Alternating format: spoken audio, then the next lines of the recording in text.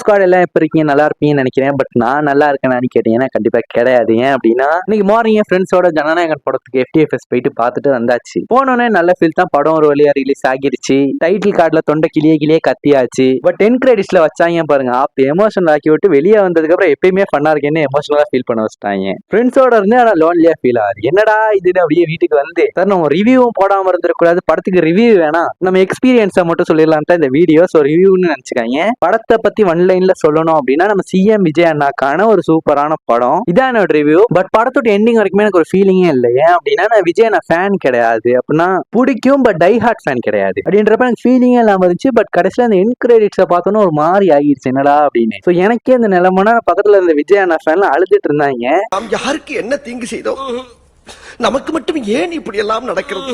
ஒரு மாதிரி நமக்கும் அந்த ஒரு மாதிரி கவலை ஆயிடுச்சு. நானும் எப்பயுமே ஃபன்னா இருப்பேன், எனக்கே ஒரு மாதிரி ஆயிடுச்சு. என் எக்ஸ்பீரியன்ஸை ஷேர் பண்றதுக்காக தான் இந்த வீடியோ போடுறேனே தவிர வேற எந்த ரீசனுமே கிடையாது. கண்டிப்பா படத்தை போய் பாருங்க, பார்த்துட்டு உங்க ஒப்பீனியனை மறக்காம கமெண்ட்ல சொல்லிட்டு போங்க. Until by.